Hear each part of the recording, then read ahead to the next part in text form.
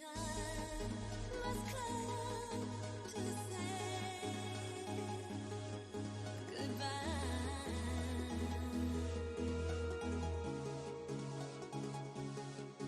Because nothing can live forever. But I keep holding on to you.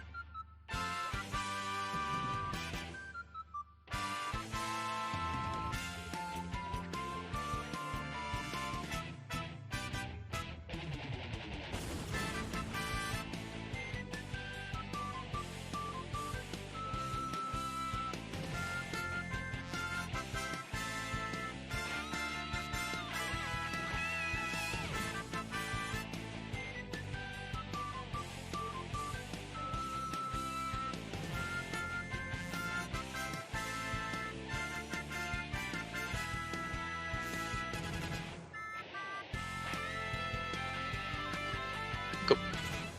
Hey, Powerhouse watchers! Welcome back. We are on our way to watch the speedrun of N++ by Emmoji. We have a amazing commentator, Jay Rosef, who's going to be commentating over the entire run. We hope that you enjoy your stay, and we just want to remind everybody that Powerhouse is sponsoring Extra Life, so we are nearly 75% of the way to our donation goal of $500. And if we can do it by the end of this stream, that would be amazing. So let's shoot for that, guys. And I just want to say thank you to all the runners, and we are going to be getting started with Emmoji and Jay Rosef now.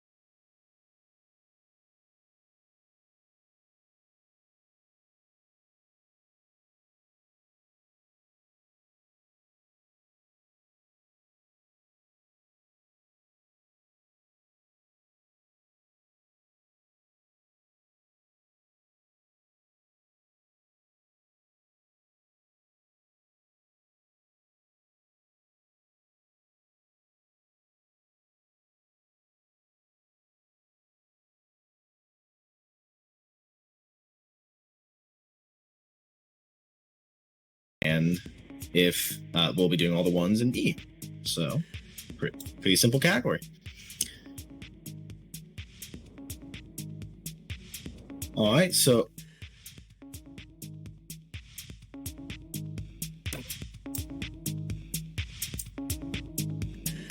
I just realized that. Sorry, no, start the run. Yeah. All right, so I just realized I had the stream open, realized the first part of my speech was not heard. So I'll have to restart it. One thing I also want to note is I'm on a slight delay, so the commentary will be a little delayed. I'll probably say something about something that happened 10 seconds ago, and don't worry about it. It's fine, not the end of the world.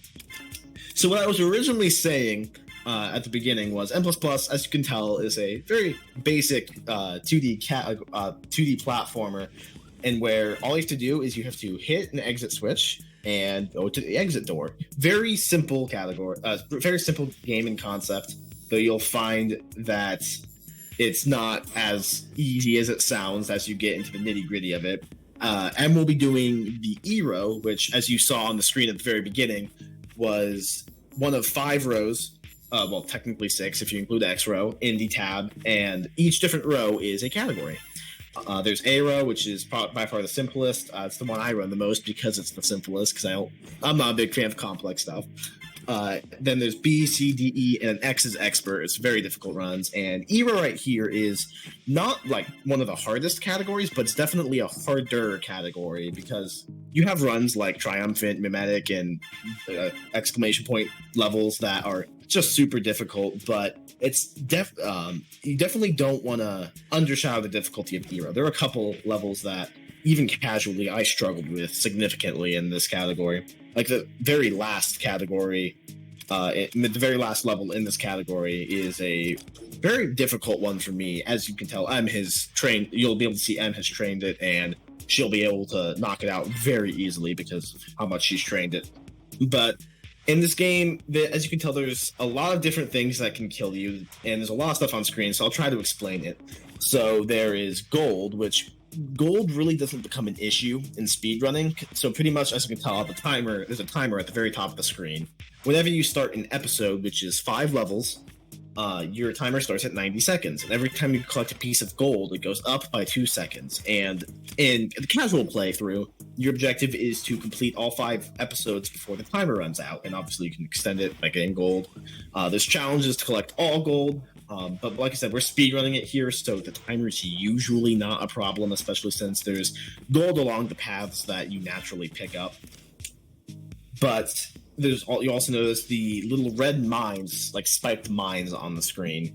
Pretty much, you step on those, you explode and die. And that's an important thing to note. Everything in this game is a one-hit kill. So if M touches just the wrong thing, she dies. And at end of the level, restart, run it back.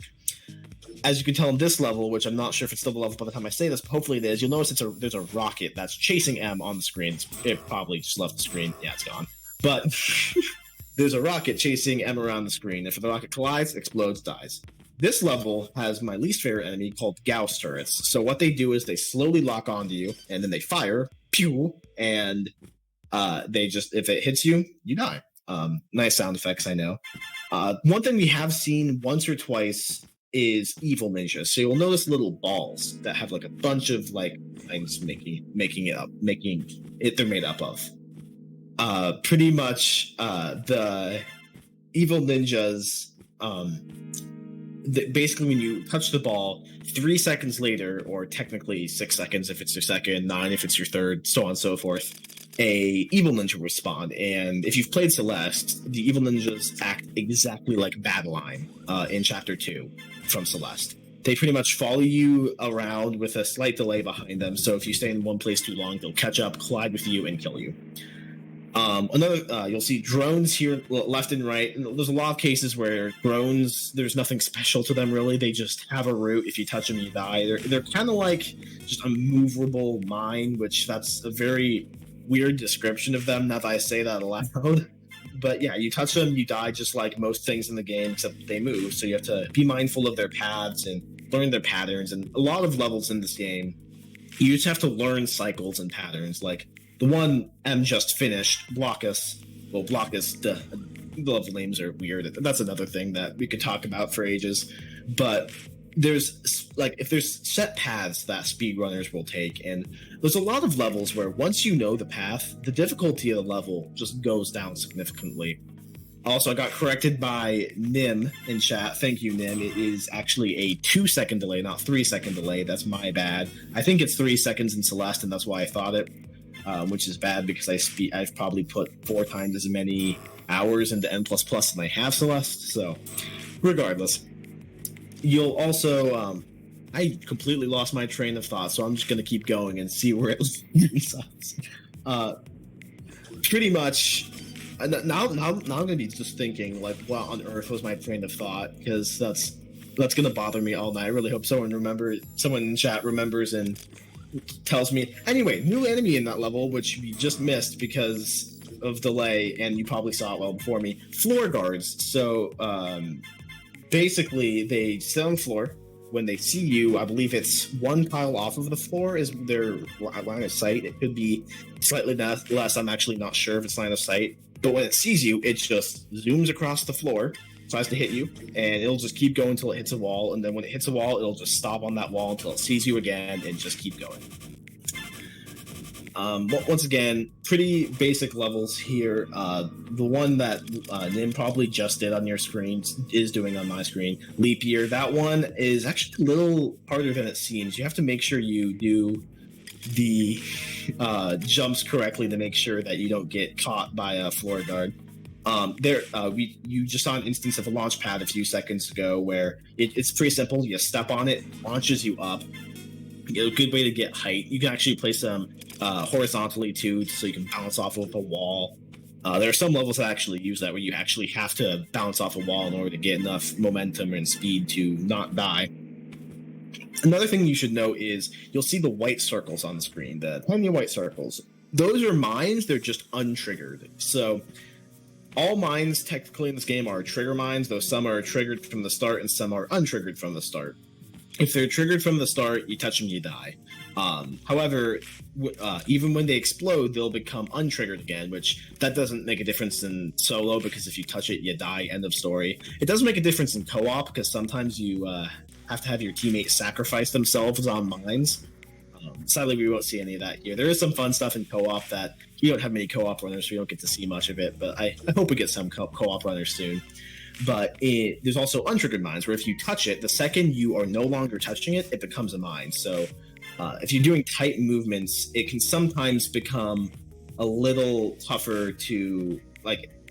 Sometimes in certain runs, you'll try to slide and you accidentally just go right past the mine. If you immediately start going left again, you'll die, and that becomes a problem in some tighter areas. So M is just flying through these levels, doing a really good job so far. Here we have, oh my gosh, I'm going to botch their name and get made fun of by the other community members. We have two new things here in Proof of Shove Sept. If it's not on screen anymore, I apologize.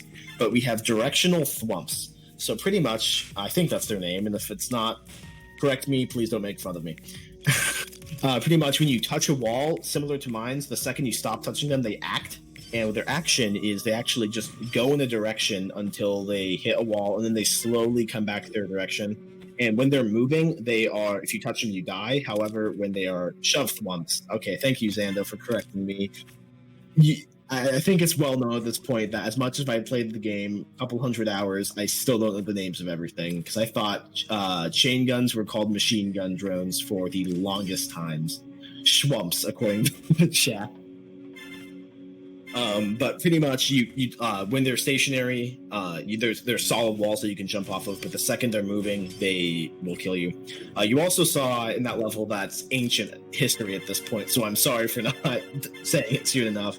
But there's also, oh my gosh, I'm gonna get this name wrong too, and it's gonna be super embarrassing. Why was I chosen for commentary? But they're not like launch pads, but launchers. Crap, I don't remember their name, but pretty much you go through it and it multiplies your current velocity by a scalar, which is pretty important to know, because if you don't have a lot of velocity going into the launchers, you actually don't gain a whole lot either. So the fact that's multiplied is pretty important, because sometimes in runs you don't need to move that fast. You intentionally slow down long so it doesn't push you that much. Once again, that's ancient history at that point. That was like 9 levels ago, which is one of the interesting things about the speed run. This speed run runs so fast because there's just constant levels. And another thing that's like important to note is there's a strat that M doesn't do because it's not a popular one, but it's called transition skip, that makes it even faster because there's it removes a lot of the downtime between levels, so it becomes so fast paced. It becomes kind of hard to keep up with, and I understand why people don't like it as part of the reason. I personally like it because I like going fast and it's fast. So here we see laser drones, which you probably just saw them a while ago. We see them in this level too. It's fine. Pretty much they just send out a laser in a direction. They sometimes can move and move the laser across the level. And once again, just like most things in this game, you touch them, you die. Nim has thankfully told me the name. Boost Squares does not sound like the right name, but it doubles the speed. So that's the specific scalar it multiplies by. But more things, see if there's anything else I've missed out. I haven't talked about open and closed door switches. There actually is an open door switch on the level M just finished, but she didn't hit it because if you hit it, it actually makes the level harder.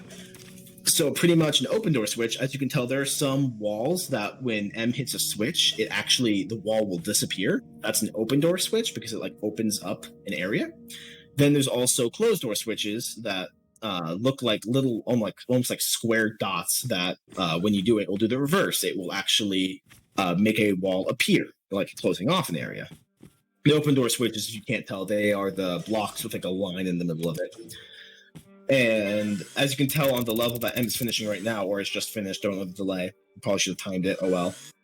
There was a chase drone. Pretty much they're a drone that patrols an area just like a regular drone, but when you become in a line of sight, which either forward or to the either side, if you're behind them, they don't trigger, they will actually start chasing you.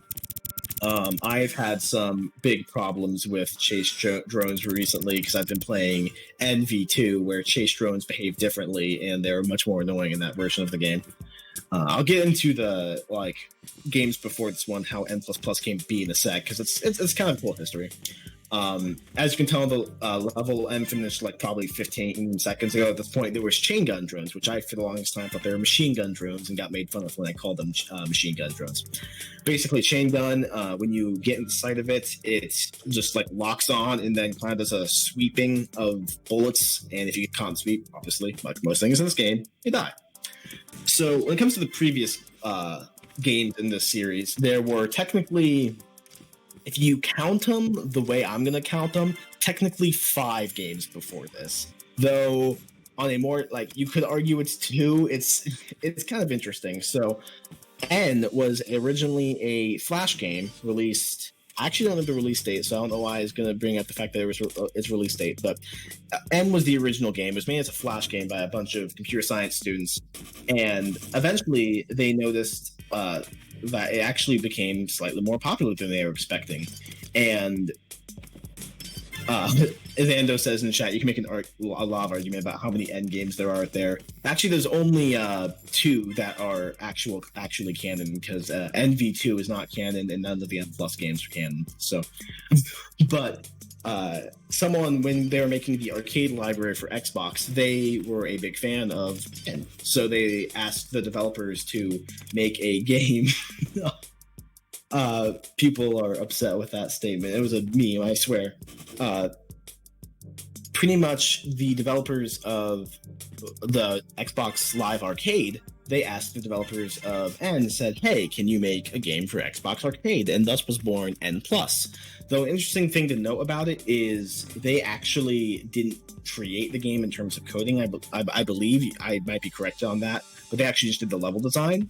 And after N+ was released, they actually did 2 more versions of the N+, one for the PSP and one for the DS, I believe. Fun fact, they're all different. Don't ask. I don't know why. They're just all, they have different physics, they have different levels, and they're just all different.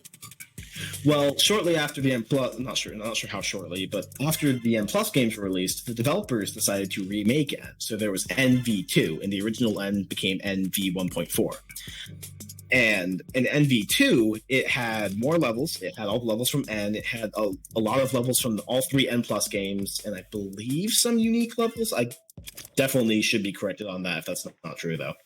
And pretty much it was just like a new end game that had almost concatenated all of the end games. And then in 2016, though I believe it came out for PS4 in 2015, earlier than the PC version. Once again, correct me if I'm wrong, because I'm wrong about a lot of things. I'm going to be completely honest about that. And it's better if I admit it now and admit I'm a fool than to be called out as one. So and N++ came out in 2015, 2016, depending on what version it is.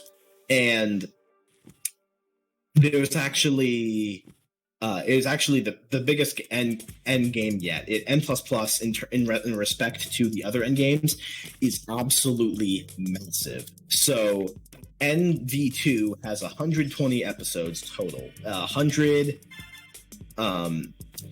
basically, like, so according to Xanthos, there's 100 of each from each of the levels from each of the 4 games before, so that's 25 episodes each. So I guess there is no unique levels except the user levels. But there's just a bunch of new levels in N++. I'm losing my train of thought and I'm becoming incoherent. I apologize. But pretty much N++ has, to be honest, quite frankly, significantly more levels. There's 120 episodes in the N++ tab. There are 120 in the Legacy tab. And there's a bunch of episodes in the co-op and race tabs. I don't remember the exact numbers in those because I don't play them often. But then they actually released a update to N++ called the Ultimate Update, which almost doubled the content of the game to make it even more insane. Pretty much the Legacy, they released an Ultimate tab, which has also another 120 episodes, and they released a bunch of new stuff in co-op and race. And so this game is just absolutely massive. And there's more to do in the game than just complete the levels. You can collect all gold, and spoiler alert, there are secret challenges you can do. There's 2 secret tabs that have 120 levels each, and those are pretty tough themselves. So there's truly just a lot to do in this game, and there's so much to do, in fact, that not many people have 100% the game. In fact, I believe it might have reached double digits recently. I'm actually not sure. I probably can check, honestly, because I think I have it saved as a bookmark, so I can actually tell you how many people have 100% the game. Yes, I do. So 1, 2, 3, 4, 5, 6, 7, 8, 9, 10, 11, 12, 13. We're up to 13. Oh, shoot. Okay. I messed up the Excel spreadsheet. Thankfully, Control-C is the thing, though. So we're up to 13 people who have 100% of the game. And I believe it's a couple 100,000 people have purchased and played the game. So there's a lot of people that have played the game, and almost no one, in respect to how many people have played the game, have beaten it. So I've gone on about N long enough. We should probably get more relevant to the run as it is. So the level M is finishing right now, or is just finished. Worm Drive is honestly this kind of deceptively easy run level, because the worms that you just slowly go through, it's almost like an auto scroller, but it's pretty easy. But for some reason, it looks M just died there, and I died there a lot casually too. It's kind of weird, but the last jump from the wall on the right side back up into the wave almost at the top right, that jump is actually a lot harder than it looks, because it's actually kind of tight. But there we go, M did it, and I'm beating the level now, so that's good. So moving on to, I believe we are at 10 episode 10, level 2 in the category right now. And that's actually another thing to note, is I mentioned this is the E-row. And what does the E-row entail? Obviously, all the episodes in the E-row. But an episode is 5 levels, like I said earlier. However, an important thing to note is everything in this game increments from 0. Some people suspect it's the developers trying to be clever computer science students. I think they were computer science students that were too lazy to add 1 to all their numbers in the display version as opposed to the internal one. But whatever it is, regardless, they still increment from 0. So all the episodes increment from 0, and all the levels do. So while there's 5 episodes in 5 levels in an episode, it technically goes level 0, 1, 2, 3, and 4. One thing you'll notice in this game too is when it comes to the difficulty curve, that level 4s you'll find are typically harder than your average level, because they end an episode. And there are some times where level 4s, you'll get stuck on a level 4, you'll beat all the episode with ease, and then the level 4 just takes so long. This is an example. Level 4 is, in terms of difficulty, is a lot harder than the rest of the episode. Of course, M has her route. She's gonna zoom through it and make it look easy. And even if she dies, it still is not a big deal, because it's a tough level. But the episodes also increment from 0. So it starts off with E00, E01, goes all the way up to E19, because there's 20 episodes in a row, and it commits from 0, so 20 will not be included, obviously. So that's how the format of the game goes.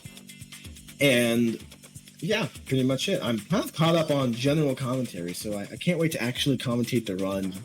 One of the big issues with N++ is there's a lot of background knowledge that helps understanding the run, and by the time you're caught up, you're already halfway through the run. So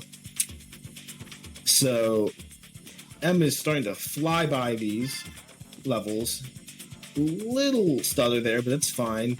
Pretty good routes through the drones. One of the biggest issues, especially in speedrunning, is learning fastest drone routes. Because drones, especially when there's kind of slower cycles, getting faster cycles is huge in the speedrun. I remember there's one level in Aero that Xando and I spent so long trying to find the faster cycle on, and we actually did finding one, and it's a really cool strat. Sadly, like I said, we won't be seeing it this run because it's an Aero, but there's still plenty of cool strats we will be seeing. So each row has their trade-offs. Being a little stutter there for me, but it's fine. So another thing that I always find hilarious in this game is there's technically lore. There is some hot lore in this game, and can I just say the lore is very in depth. I'll read the story to you. So in case you're curious where you find the lore, when you download and play the game, on the title menu there is an option that says story, and when you open it, it brings up the hot lore of the game. Okay, and I want to point out the fact that's only a paragraph. And I also want to point out the fact that all games before this, all the other end games, had very similar stories. So here's the story. You are a ninja.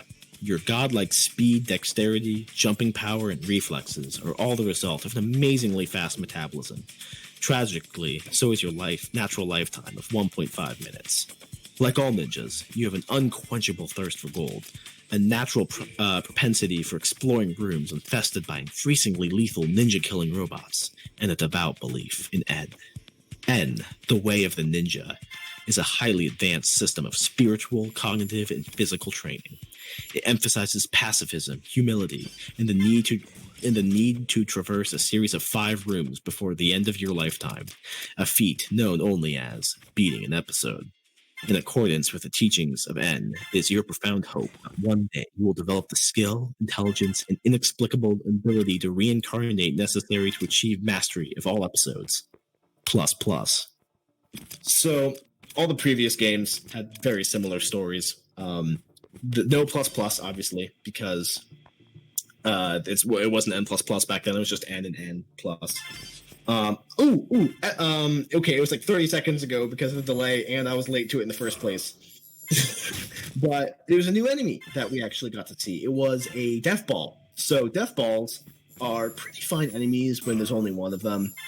And when there's 2 of them, they start to get a little annoying. 3, they start getting pretty annoying. And when you add 4 or more, they are awful. They are just horrible, because death balls, pretty much what they do is they just float through the air like without a care in the world, and they slowly approach you, and when they'll eventually collide with you and just bounce off you and kill you.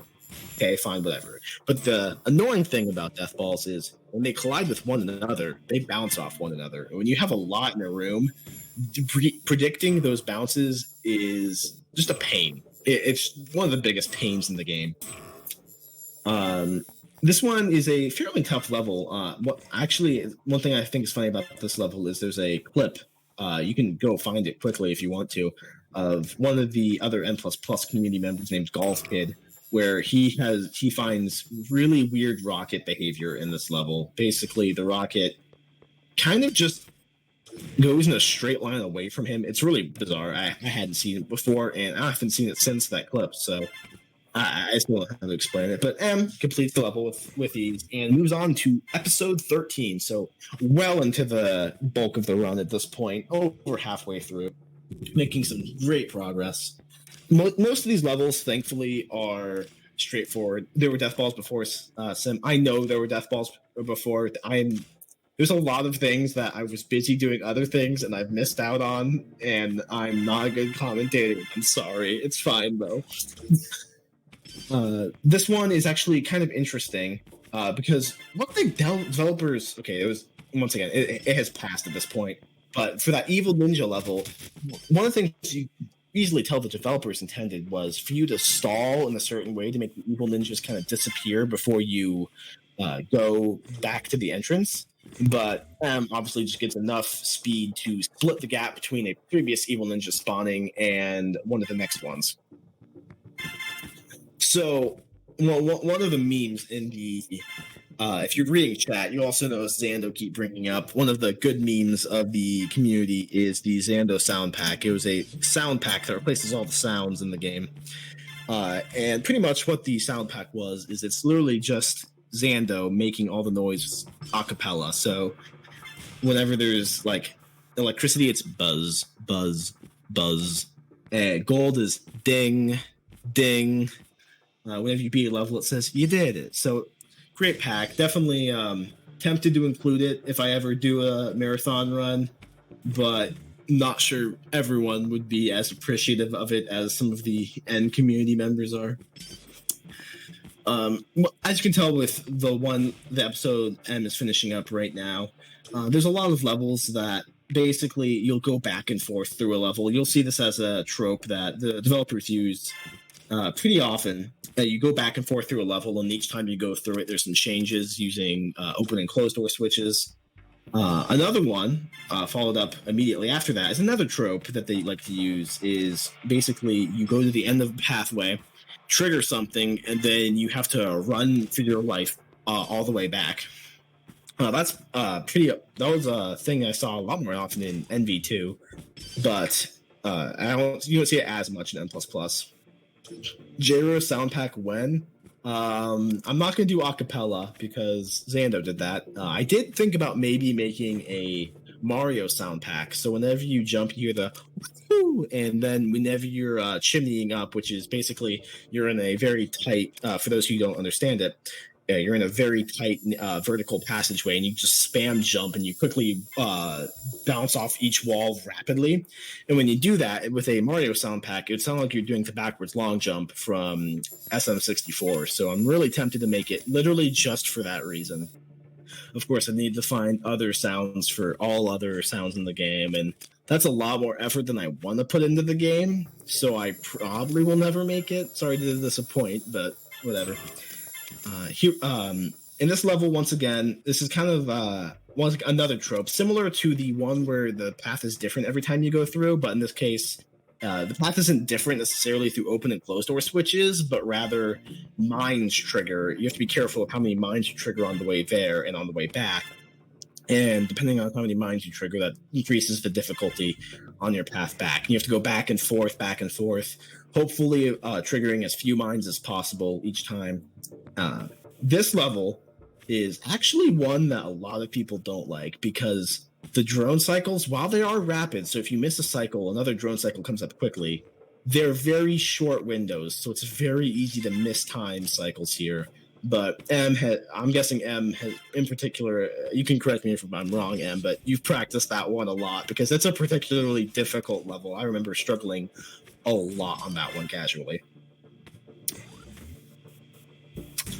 Here, pretty basic level. You just there's like a chain of open door switches. You just have to grab one, it opens up another, grab that one, opens up another, and go all the way to the door switch and trigger it and enter the door. So we're on episode 15 at this point, which means we're in the last fourth of the run. So we're starting to approach the end of the run. So get ready for the end. The last level is a personal, not least favorite, but not the biggest fan of it because it's very difficult because it's very precise movement.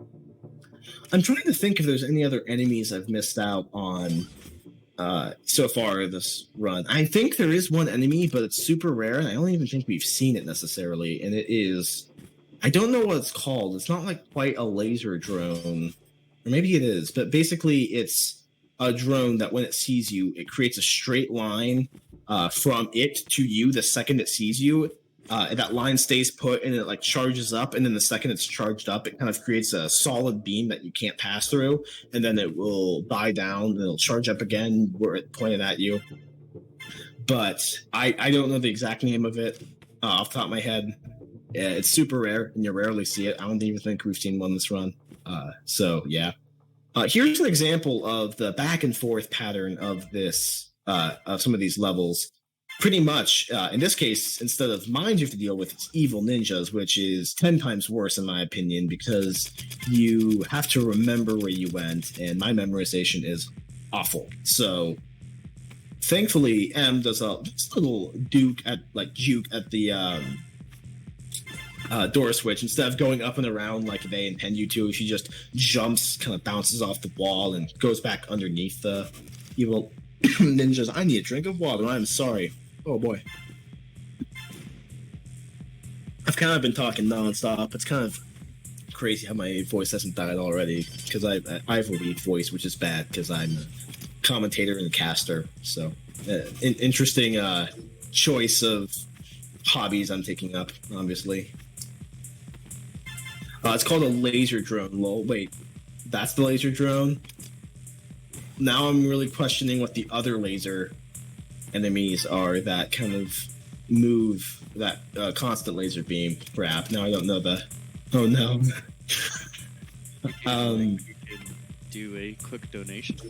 Yes, that's wonderful. Thank you for giving me a break. Feel free to read a couple. All right. We have one $5 donation from Anonymous.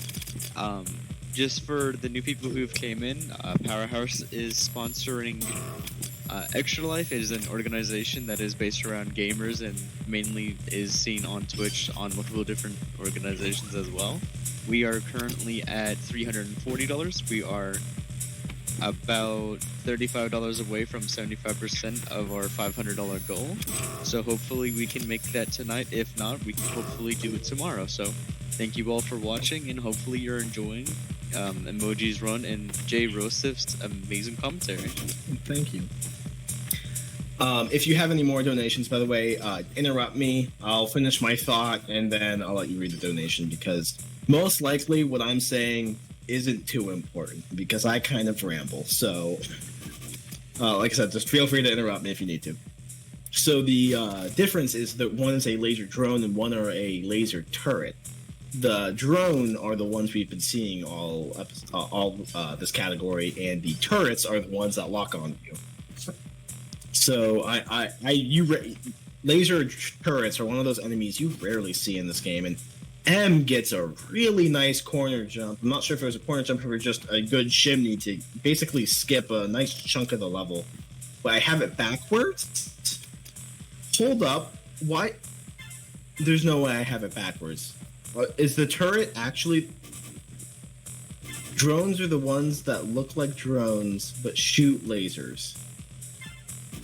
So the turret is one that constantly has a laser coming out of it and pursues a path like a drone does, and the drone targets someone and shoots out like a turret. You're telling me that? I'm sorry, I don't believe that. I refuse to believe that. So, am I being told by chat? So, I want to point out the fact, while I speedrun this game a bit myself and have some decent times on different categories, I'm very bad when it comes to the knowledge of this game. I'm going to be blunt about that. I know a lot of speedrun strats and I know a lot of movement tech. When it comes to names and history of the game, though, I'll admit I am not the best. So we've been seeing laser turrets this run, which are on. We just saw those in that level 4. Those are the turrets that take. Alright, I'm done. I'm gonna stop trying. I'm making a fool of myself right now. So, episode 18, we are less than 10 levels from completing the category at this point. So we are starting to wrap things up. The difficulty curve in the tabs increases in difficulty as you go down and as you go to the right. How much increases in difficulty and down versus right is debatable, because there's random episodes in the middle of a tab that are harder than most other episodes. The difficulty curve in this game isn't perfect, I'll admit that. They're still fun levels, though. But, so as you can tell, these levels will be getting slightly harder as we approach the end of the run, as most games do. They increase in difficulty to keep challenging you, otherwise it'd probably be a bad game, if I'm being honest. And M++ is not a bad game, thankfully. We sometimes make fun of its programming because there are some weird bugs with it, but in terms of level design, it is a stellar game. Most of these levels are super creative. In M++, there's a shockingly low number of duplicates almost. And you'll notice if you ever play NV2 that there's a lot of levels that just look like other levels. In M++, they somehow did a great job of avoiding that a lot more. M++ is not a bad game, thankfully. JRosif 2020, you can quote me on it. The thankfully makes you really question the purpose of that quote, but you know what? It's great. So, M is finishing up on the last level of episode 18, so once she finishes this, she'll be on the final episode, episode 19, which is the 20th episode. Don't ask, it's confusing. I explained it earlier, but it's still confusing, and I don't like it. It gets even more confusing when you talk about high scoring levels, which is actually another aspect of the community that I haven't even mentioned yet. So you'll notice that the timer at the top, it's, as you can tell, it also actually, when you complete a level, your time remaining is also a score of sorts. And there's actually a whole community about basically maximizing the timer, or ILing pretty much individual levels, to get the maximum amount of time possible. And there's actually an in-game leaderboard. There's a lot of competition, and there's some crazy ILs in certain levels. And I forget where I was going with those ILs, if I'm being honest. I was going somewhere. I swear I have like ADD sometimes. I get very off train of thought often, but it's fine. So a little bit of frame drop. Oh no, bat. That's a heartbreaking miss. That's another thing that's important is in this game is it's usually not the number of deaths that matter. It's the location of the deaths. And this level, for example, is a very long level, and dying at the very end of it is heartbreaking. That's why I was bringing up high scoring. Thanks, Sim, because since everything increments from 0, the world record is a 0th. It's not first, it's 0th. And if you're first, you're technically in second. That's the confusing part I was bringing up. Thank you, Sim. I no longer feel like a fool, even though I still am one. But as I was saying, it's the location of the deaths that matters. So if you're in a super long level and you die at the very end, it's very costly. And that's the case with a lot of games, but it can be even more punishing and sometimes a lot less punishing in N++, because levels vary in length very drastically in this game. Sometimes levels will literally take like upwards of a full minute, 30 seconds. There's technically some levels that take longer, and some levels you can beat in literally 2 seconds. So if you somehow manage to die in that, it's not a big deal. But you die in like the very end of the last episode, and it's devastating. So very inconsistent level times, resulting in deaths having different meaning in this game. So M is currently working up to finish level 2 of the last episode. So once she finishes this, she'll be down to 2 levels left. And like I said, the very last level is one I'm not a big fan of because I partially, mostly because I suck at it, if I'm being honest. But it's a very precise, obviously M++ is a precision platformer. But when it comes to precision platforming, E19-4, which is it's the 4th episode, fourth level in the 19th episodes, and E-row, so that's how you abbreviate it, E19-4, is a very precise level. And in fact, I don't think it'll be a problem for but the timer at the top actually does make a difference in this level. You have to make sure you collect enough gold to have enough time to do the last level. Pretty much in this last level, you'll notice there are open door switches that you have to hit that are right behind trigger mines. And that's crucial because basically, if you go too far, the trigger mine will reactivate behind you when you're in the alcove. So you have to go just far enough into those alcoves to hit the open door switch, but not far enough to fully trigger the mine. So you have to stop perfectly in order to not die. And M does it, hits all those really tight jumps first try, and is now onto the final chimney, which is more of a race against the clock. The jumps aren't hard, but when you do them as fast as you need to, they become hard. And time. So, as you can tell, that was a race against the clock. Drones were catching up. So it was very, like I said, a race against the clock from the drones to make sure you didn't die. So, and there's the run. If you are unfamiliar with the community and are interested in learning more, I always say follow the game itself on N++. On Twitch, you'll find streamers streaming it. I don't want to say often because we don't. As a community, don't stream often. You'll find a stream maybe every day or every other day, maybe. If you're interested in learning more about the game, there's also the Discord. Feel free to check out the Discord if you want to see more. Yeah. Hope you enjoyed the run.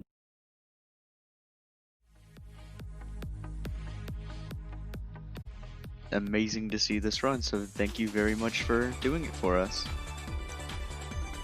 thank you, Jay Rosa, for the amazing commentary.